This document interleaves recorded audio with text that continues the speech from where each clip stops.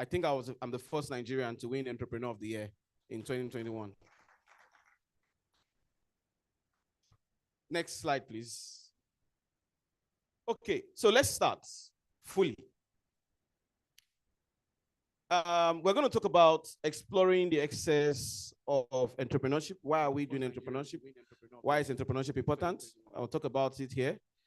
We're also going to talk about the 6 fundamental questions. There are more questions, so but start. The most important thing is the fundamental ones about entrepreneurship. We're going to talk about exploring the excess of entrepreneurship. Why are we What's happening there? Why is entrepreneurship important? I'll talk about okay, technology, that's one thing about technology. So you have to ensure that, sometimes we still have who is afraid of AI here? So I always tell people, yeah, AI is great, but AI will still need us. You can see I'm speaking, the mic is repeating itself. So AI will still need us. Don't be too afraid. Technology, that's one thing about it. So the next one is introducing the acronym of entrepreneurship success, which I said DRIVE. And of course, I had to choose DRIVE because you drive what? You drive Nord. You drive Nord. Who knows the meaning of Nord, actually? It means not in most languages apart from English, French, German, most European languages. It means not, and not means going up. When you are going up, when you do investments, when you're investing, the arrow, when you make money, what does it mean? It goes up. And if you check the Nord logo, that's the arrow goes up. So the next slide, please.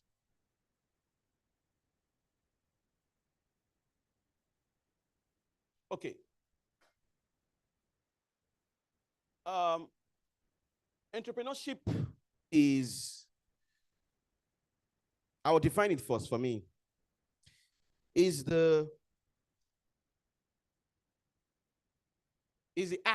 process of creating value, solving people's problems, and meeting needs in exchange for financial gain. Let me repeat it again. Is the process or act of creating value. You have to create value, solving problems. When you see a problem, there are a lot of problems around us. Those are opportunities for entrepreneurship. And meeting needs. People need their needs met. Somebody wants a parcel delivered in 2 days.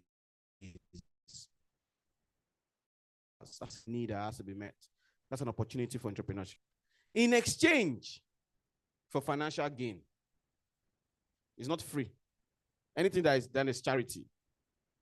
Most entrepreneurship is about doing good in exchange for financial gain. And the financial gain, that's why it's not about profit or making money. Financial gain, which means that it does not have to be immediate. You don't have to make that money today, that day. It can be calculated for 10 years. And say, okay, you know what? Whatever I do today is in plan to make the money in 10 years' time. It is also the engine of innovation, economic growth, and progress. I mentioned earlier that you see, that's why whenever a company is going through maybe a recession, when COVID-19 happened, for example, you see the government tries to pump money into entrepreneurial ventures. The reason is because entrepreneurs create jobs, makes life better, and also pays tax. Is that tax that you use to build infrastructure, protect life and property. Then entrepreneurship is also used to transform ideas into tangible realities. How many entrepreneurs are in the house, please? If you're an entrepreneur, let me see your hand up, please. So, madam, please, what do you do? Sorry? Carpenter. Oh, that's a very lovely. So, please, the mic to her, please. You're a carpenter. So, yes, you have ideas, right, about how you want you fund it in the let me, because carpentry is into different spaces. Yes, you have so I want to believe yours is furniture, right? Yes, sir. Okay. So you have an idea. So you have an idea of how you want the chair to look, how ergonomical it has to be, right? And you put that into reality. Yes, sir. Yeah. Can you, in maybe 30 seconds, can you tell us how you translate your idea into reality? Okay. Firstly, I would need to evaluate the space I'm working with. So from there, I try to I try to put my client's personality into consideration as well. That's basically Yeah. all I need. So basically, you just answered me. So entrepreneurship is actually about, first of all, having an idea. Please clap for her, please. A round of applause. It's about having an idea and turning into reality. So it's a sequence. It's like sometimes, like, playing chess. Sometimes, you have the idea, you know what you want to do, you know how you're going to navigate it, then you now implement it. Also understanding that there are market forces here and there. So it's not linear, it's not straight like this. Oh, that's being naive. That's not entrepreneurship anywhere in the world, not only in Nigeria. I know Nigeria is a lot tougher, I agree, but entrepreneurship is tough everywhere. Now, you have to have that idea. Without that idea, you can't be an entrepreneur. And sometimes from that idea, you have to look around you and say, what problems are my people facing? When people call me a lot of times, which probably you might ask us questions and say, oh, what business idea? Baba, I wish I can divide myself into 20 people. Because business ideas, yakpa. Because let me tell you, when you read news, let me tell you how to be an entrepreneur. When you read anything bad about Nigeria, just know that that's opportunity. That's something that you can make money from. The reason why I started Not was because I was in Mercedes-Benz Nigeria. I didn't go into those details because it goes. So I started my career at Mercedes-Benz. I actually served there. So maybe this might motivate somebody. Okay, you guys know my birthday is today. I'm 36 years old today. So, thank you very much. So, I started my career at Mercedes-Benz, and I served there actually. I served there when I was like 22, 23. I got retained. I was the very first copper they took. They were not taking coppers. Let me take some time to tell you that story so you can understand. Okay. You know how NYC was? It was tough. Now it's even a lot easier. There's technology now and the rest. It was a lot tougher then. So I didn't have anywhere to go. I didn't have a PPA. So I remember I met this lady. She worked in an oil and gas company. And she said I should come and meet her the next day. She would talk to her HR to take me. Funny enough, that office, I don't know if I've told my staff, that office is opposite us now. And my current office is way bigger than that office. I just, it's directly opposite. I'm looking at that office like this. Every day I see that office. So I went there on that day, and the HR didn't even want to see me. And the lady was she felt very bad. Like, oh, why have I? She went upstairs. She was like, no. So because she was feeling sad, and I was like, no problem. There's no issue. I'll go. I'll just go back home with something. But she was like, okay, you know what? She was trying to compensate. You understand? So she gave me somebody's number at Toyota Nigeria to go and meet.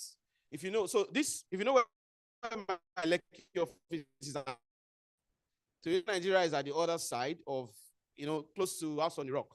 This building I was talking about, I'm sure they're probably not even there. It's very close to Naked Gallery, one building in front of the Express. So she gave me this person's number on a paper. She wrote it down for me that when I get there, she called the person and something that she would try. I said, okay, no problem. I left there. Then I was wearing my NYC, my khaki. So I looked at it. I was like, okay, if I enter bus, 15 naira to go to this place, 15 naira, that'll be some things you can use down to eat at night. I said, no. That's Toyota I'm looking at there. I'll just walk, So I said, let me just walk.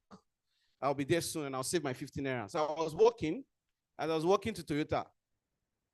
Because if I had taken that bus, I would have probably, I don't know, maybe trajectory would have been different. Even though my wife always tells me that I'll probably still be successful because I'm driven, So which I'll talk about later.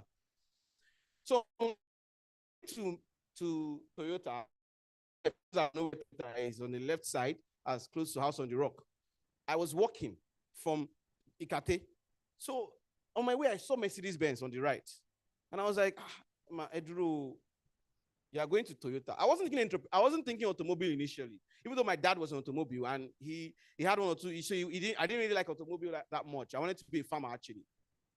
So on my way there, I said, I'm going to Toyota. This is Mercedes Benz now. Why not just stop by, say hello to them, whatever happens, then you continue your journey. So I stepped in. Lock, because they always say you have to be ready, but of course, you have to pray for some luck too, but you have to also be ready. So as I got there, the lock I had, which I did not know at that time, I got there during break, when they were on break. So the security was very relaxed. The people at the gates, they were not there. So I got to the gate. They asked me, I said, I'm a copper. I want, no, we don't take NYC interns. I said, let me just talk to them. I tried to talk to the security man at the gate. He looked at me and said, okay, no problem, go in. So I got to the reception. At the reception, there's a lady, she's my very good friend today. Her name is Ineka. She's the front desk. But because she was spread out at that time, and it was break time, she was on break. Normally, they always tell me that, if Ineka was there when you came, she would have chased you away, that they don't take coppers. So when I got there, she was not on seat. Somebody was sitting in for her, just in case because it's Mercedes-Benz, any VIP customer that comes in or something, So guess who was sitting there for her, with her? The PA to the MD, who also acts as a HR, was the person sitting down on the front desk. A day before, they've tried to recruit. They did some interviews and tests, and most people meet they had a meeting in which he attended on what to do. Should they bring down their standard and recruit those that did not make it, or should they do another recruitment process? It take long because then they have to, publish on the newspaper. That then it was newspaper, publish on newspaper, wait for people to apply. That would take about 3 months. So they were really confused. Wait another 3 months, or just reduce the standard. I think they needed maybe 2 more people or so, 3 more people. So when I came, I spoke to her, and again, so whenever I go anywhere, since even when I was in university, I always introduce myself fully. My name is Toby Ajay, So what's your name? I said, my name is Toby Ajay. I saw her smiling. I was like, why is she smiling? I didn't know her name was Faith Ajay. I think it's Faith Ajay. So she was smiling. Then she was like, okay, what do I said? I want to serve here. I can, what I said, well, administration. She was like, okay, no problem. Do you have your CV? She was smiling, but then my CV was folded in my khaki. So when I brought it up, I saw that she was a bit disappointed. Where I put it, I'm a copper. So I gave it to her, folded. Then she looked at it and she took it in. That very minute, the GM, a Romanian woman, called me in. No, before they called me in, they told me to do a test. I did a test and I heard I was the highest of people that I did yesterday, So they were very surprised by how much the percentage of what I got. And immediately the GM called me and said, I want to see the boy. Like, are you sure this boy did not? Let me see the boy. Let me even interview. Let me know what it's about. Then she was telling me that the score was so high that I'm sure I didn't check anything. And so, and I was telling her, I'm a copper. I went to school. I just finished. Like, I know you're not Nigerian, but I just finished.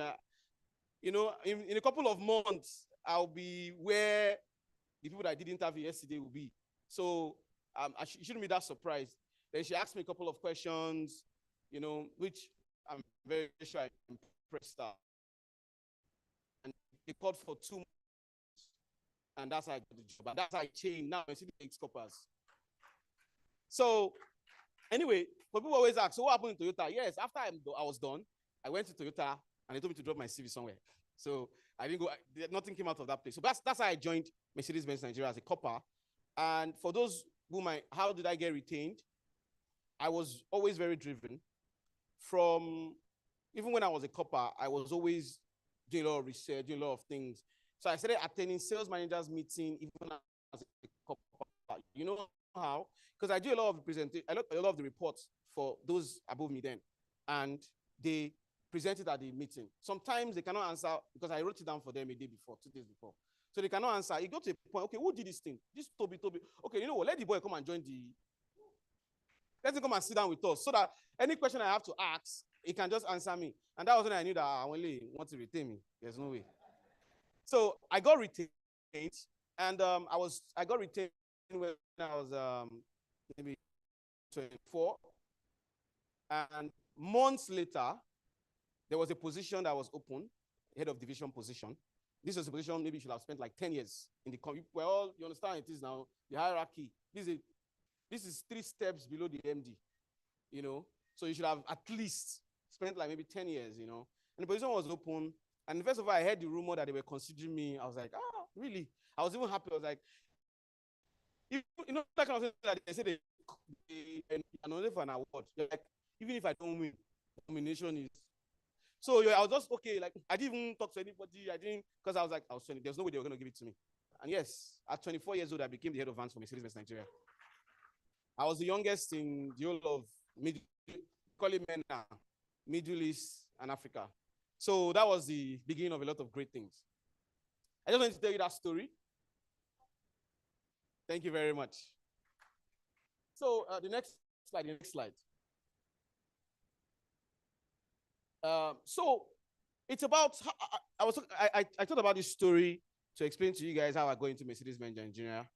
I got to Mercedes-Benz Nigeria when I was 20. When I became head of vans when I was 24, and we increased.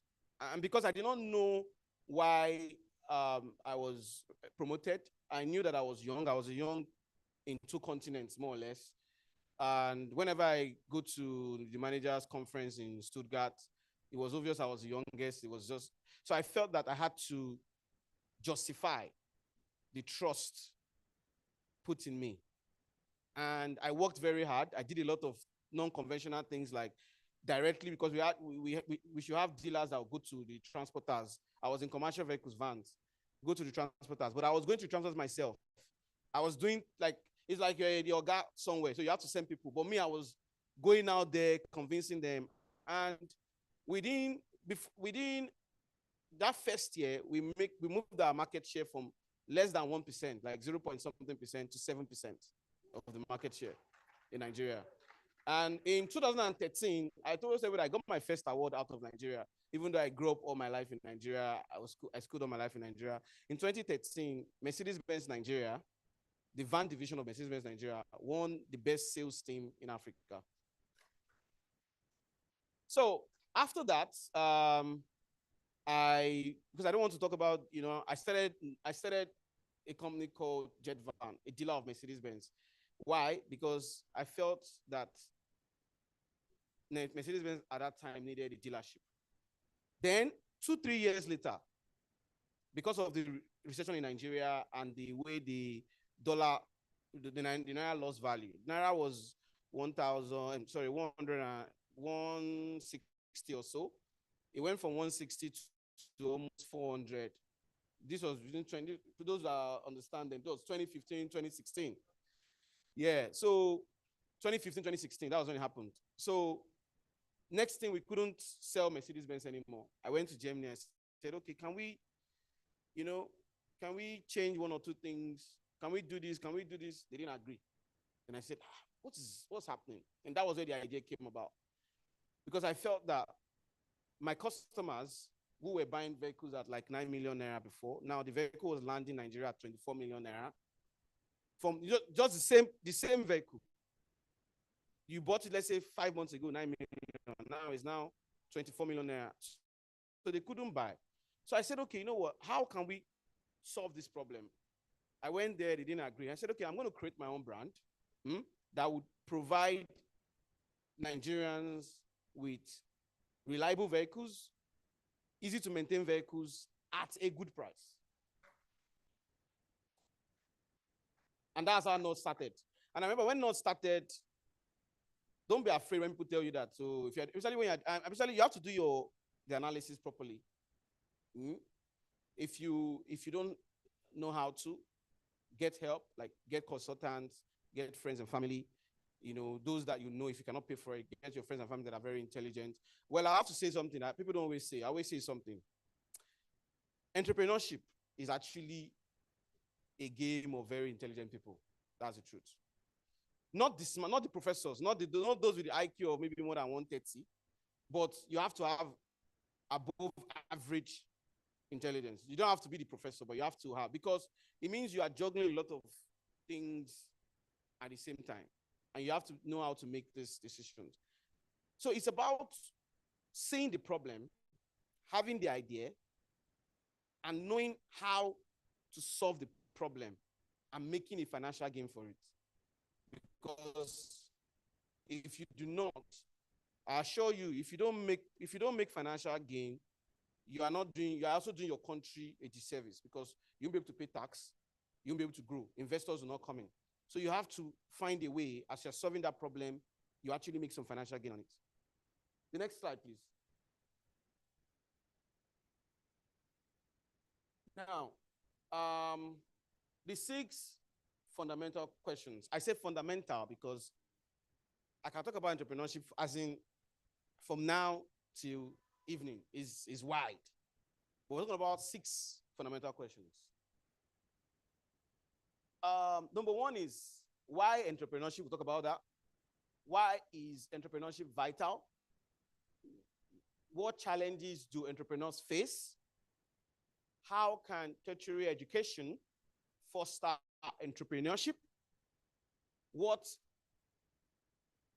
qualities make a successful entrepreneurs get started? I hope you guys are interested in this. If you're interested, say yeah. Say yeah. Okay, let's move ahead. Next slide, please. So, what is entrepreneurship? I defined it earlier.